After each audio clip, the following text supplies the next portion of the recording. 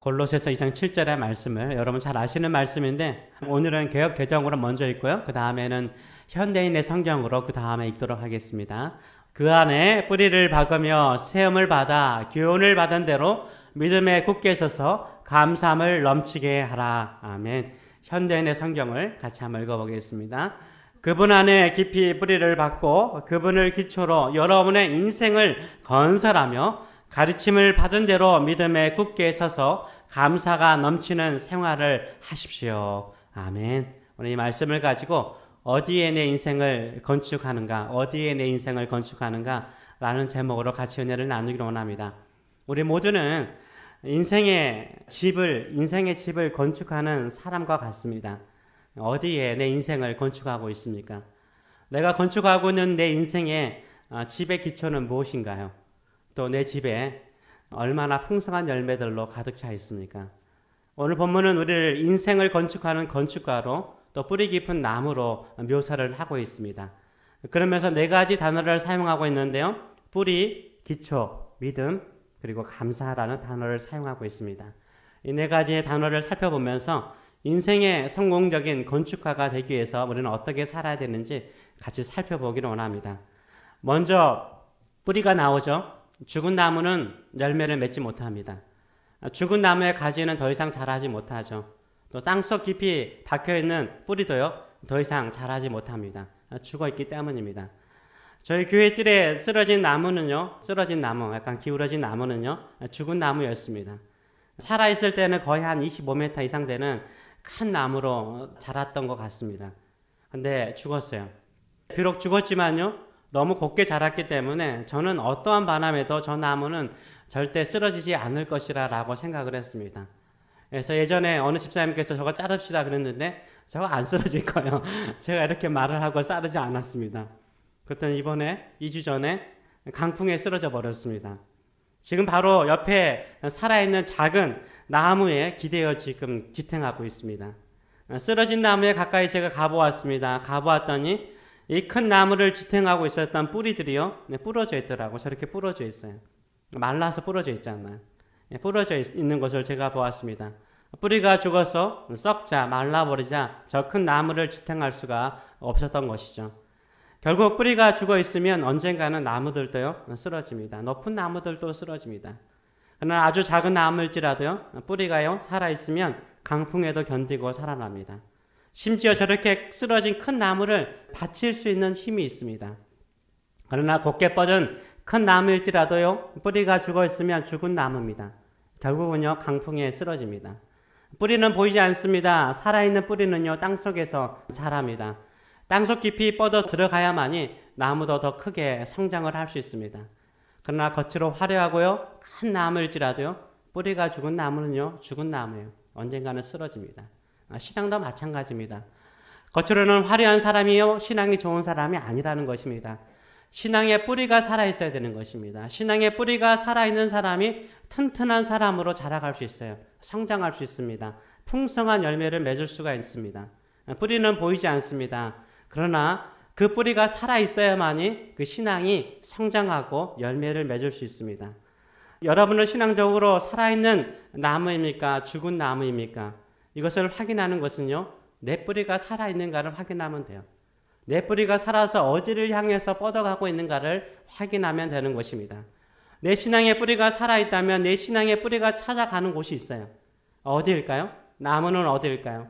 나무는 수분이죠. 뿌리가 살아있다면 뿌리는요, 뿌리의 끝은 수분이 있는 곳을 향해서 뿌리는 계속해서 자라갑니다. 뻗어갑니다. 우리 신앙도 마찬가지입니다. 우리 신앙이 살아있다면 우리 신앙의 뿌리는 어디를 향할까요? 예수님을 향해 가는 거예요.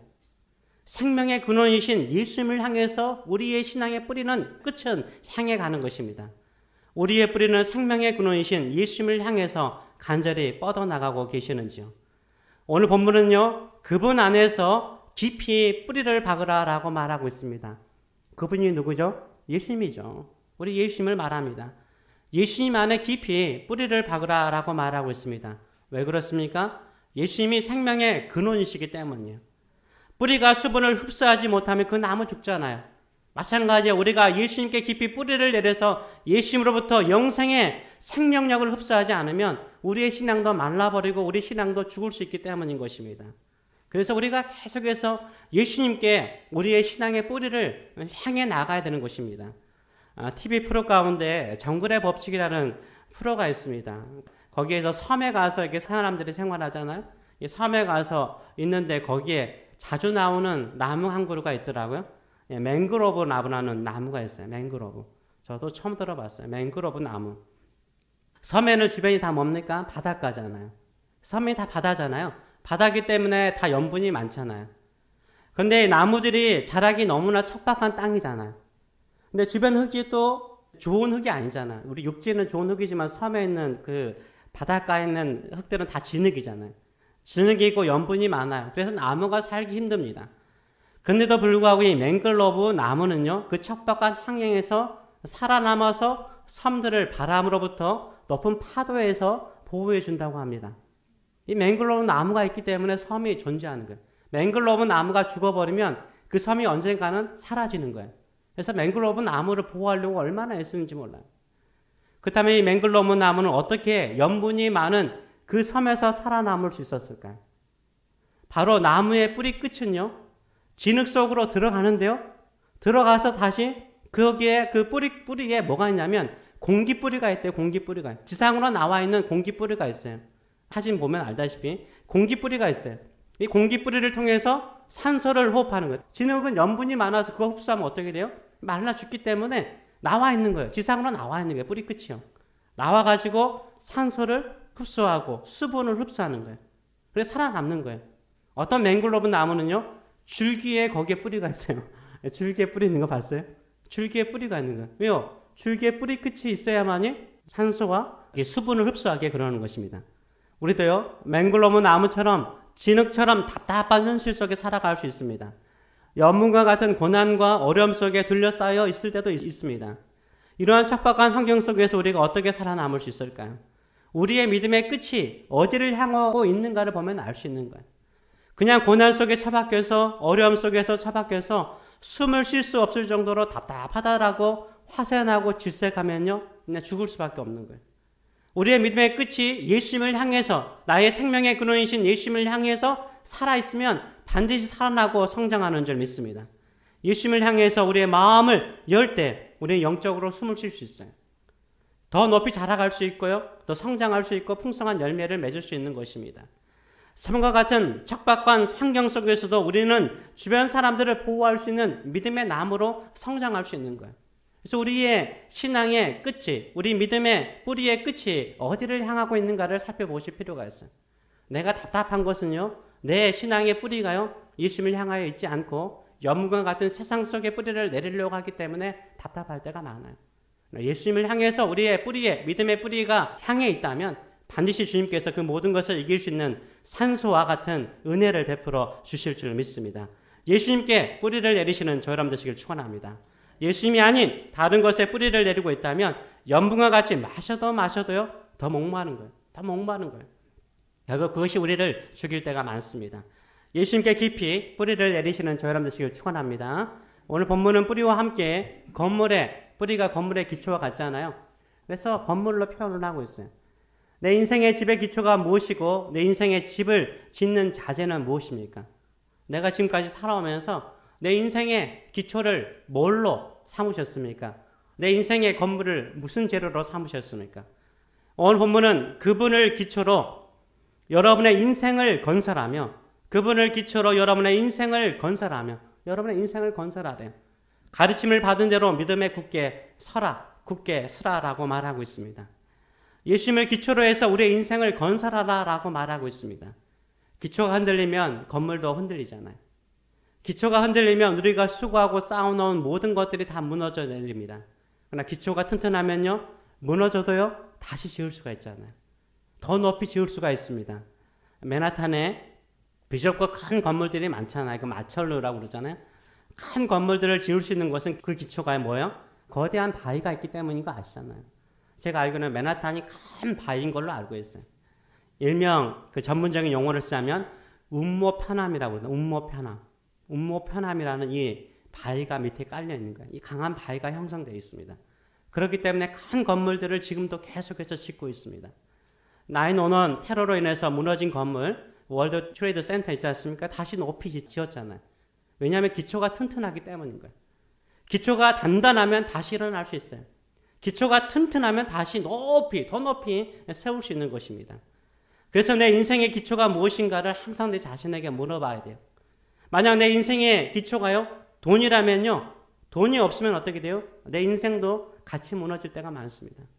내 인생의 기초가 건강이라면, 내 건강이 무너지면 내 인생도 무너질 때가 많습니다. 내 인생의 기초가 자녀라면요, 자녀가 무너질 때 나 또한 무너질 수가 있는 것입니다. 내 인생의 기초가 무엇입니까? 내 인생의 기초가 예수님이십니까? 예수님을 내 인생의 기초로 삼으시는 저 여러분 되시길 축원합니다. 예수님은 우리의 구원자이십니다. 예수님은 하나님이십니다. 예수님은 절대 무너지지 않는 기초이십니다. 어떤 것에서도 흔들리지 않는 기초이신 줄 믿습니다. 예수님을 내 기초로 삼으시고 예수님 위에 내 인생의 집을 건축하시는 저 여러분 되시길 축원합니다. 예수님을 내 인생의 기초로 삼는 사람은 어떤 자재로, 건축 자재로 내 인생의 집을 지을까요? 뭘로 지을까요? 믿음이죠. 우리는 믿음의 자재로 내 인생을 건축해야 됩니다. 저는요, 나무로 지은 집보다는요, 벽돌로 지은 집을 좋아하고요. 벽돌로 지은 집보다 돌로 지은 집을 더 좋아합니다. 다른 이유는 없어요. 왜요? 튼튼해 보이기 때문이에요. 전 다른 이유 없어. 튼튼해 보이기 때문에. 나무로 지은 집은 이렇게 시끄러운지.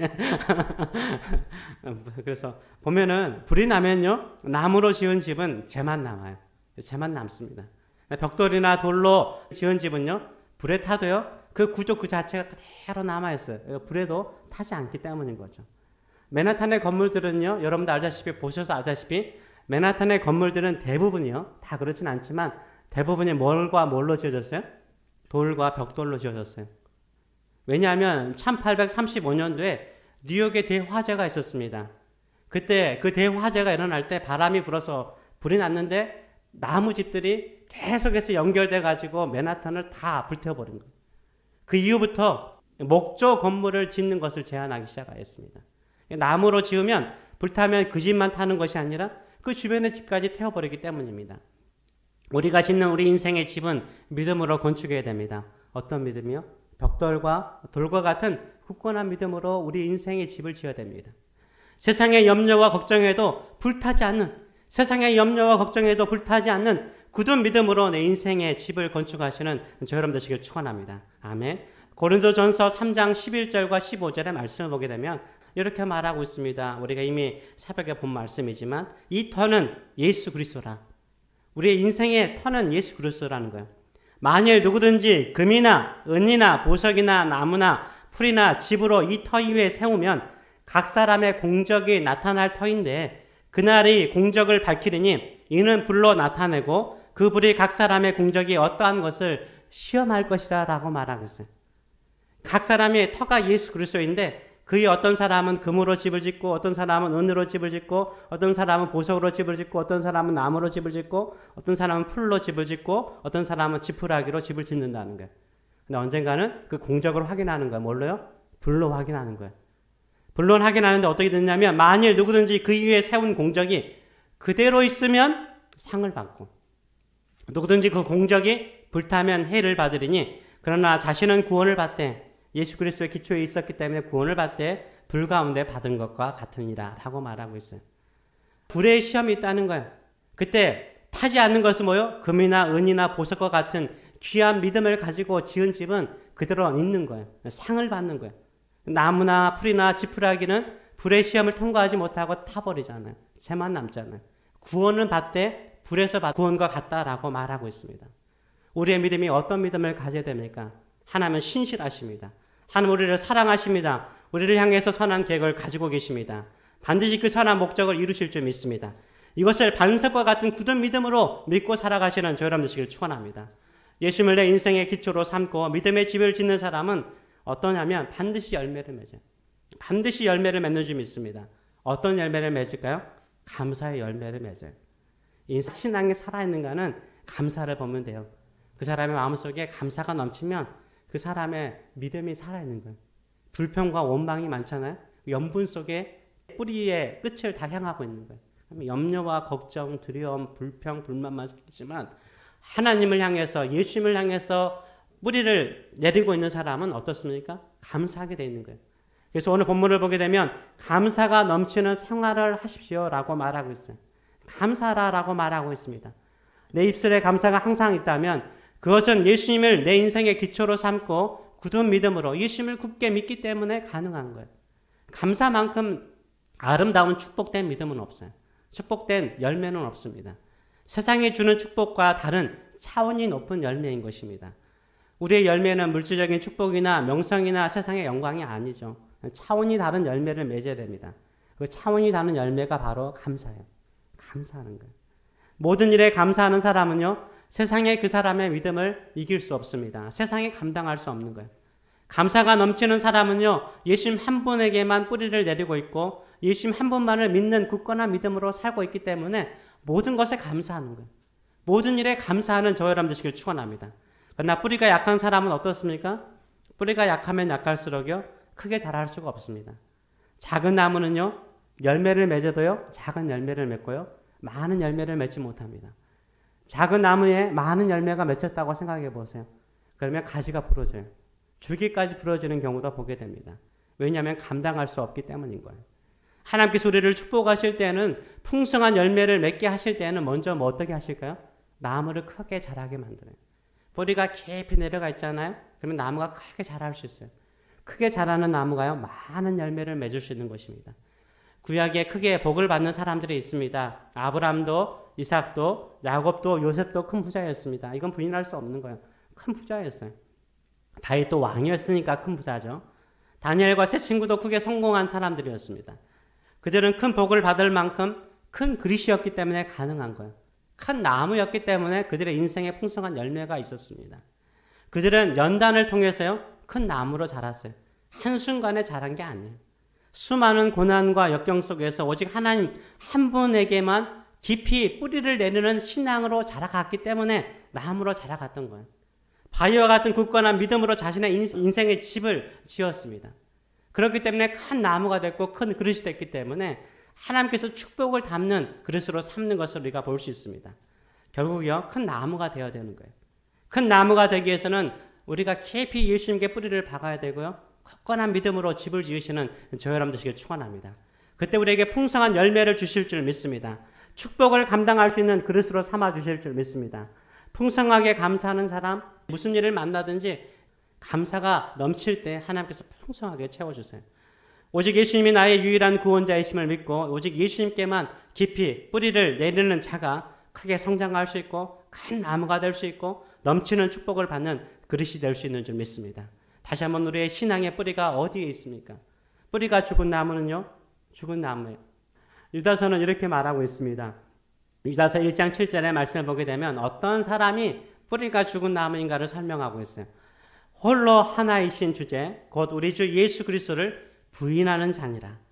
예수 그리스도를 믿지 않는 사람, 예수 그리스도가 나의 주님 되신 것을 부인하는 사람은 뿌리가 죽은 나무라고 말하고 있어요. 그것을 12절에서는 이렇게 표현하죠. 죽고 또 죽어 뿌리가 뽑힌 열매 없는 가을 나무와 같다라고 설명하고 있어요.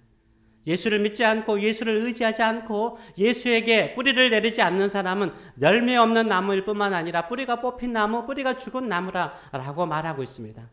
예수님이 하나님의 아들이시고 우리의 유일한 구원자이심을 믿습니까? 아멘. 그분에게 깊이 뿌리를 내리시는 저 여러분 되시길 축원합니다. 예수님을 기초로 삼아서 내 인생의 집을 지어가시는 저 여러분 되시길 축원합니다. 예수님만이 나의 축복의 근원이신 줄 믿습니다. 주님께 모든 것을 맡기시고 나가시는 저 여러분 되시길 축원합니다.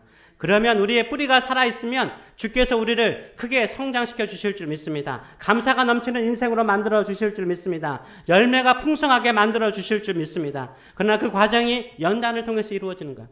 연단을 통해서 큰 나무로 성장하고 무슨 일을 만나든지 감사하는 입술이 넘쳐날 때 하나님께서 우리의 인생 속에 풍성한 열매, 감당할 수 있는 열매로 채워주실 줄 믿습니다. 이런 인생을 살아가시는 저 여러분 되시길 축원합니다. 아멘. 네, 기도하겠습니다. 살아계신 하나님 아버지 은혜를 감사드립니다. 오늘도 우리가 어디에 우리의 신앙의 뿌리가 향하고 있는가 점검합니다.